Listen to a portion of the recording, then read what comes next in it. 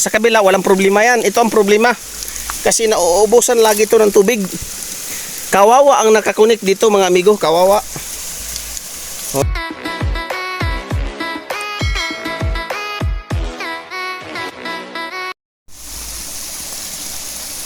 Amigo.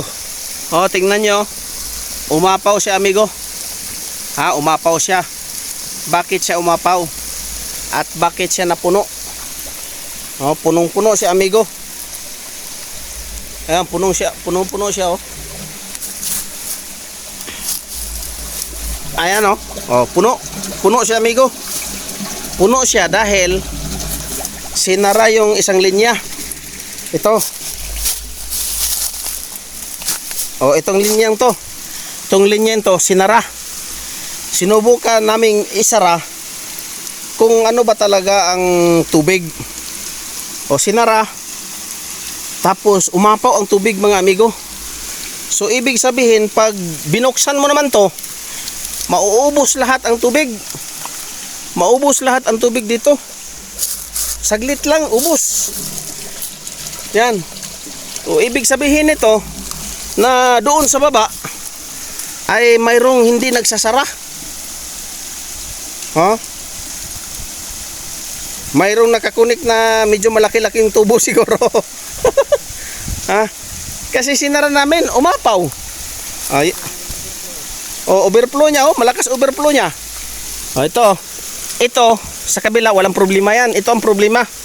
Kasi nauubusan lagi ito ng tubig. Kawawa ang nakakunik dito mga amigo, kawawa. O ito ang problema na nakikita ng ating plumber. Siguro doon sa baba mayroong bahay o mayroong ano doon, mayroong mga tao na hindi nagsasara ng tubig o kaya ang kanilang tubig ay parang sapa na walang patayan, walang off. Oh, ayan o, punong-puno yan. Ayan o, oh, punong-puno. Pag binuksan yung isa, maya-maya ubos yan. Hindi abutin kalahating oras, ubos. Oh, hihigupin. Higop. Oh, ito oh. Oh, umapaw siya amigo, umapaw.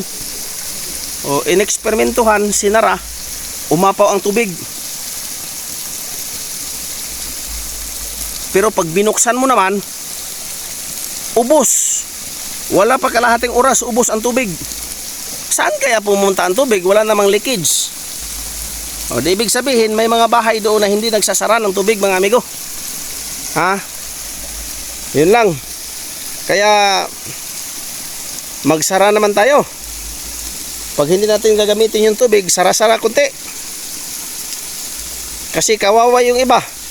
Hindi na sila na maaabutan ng tubig.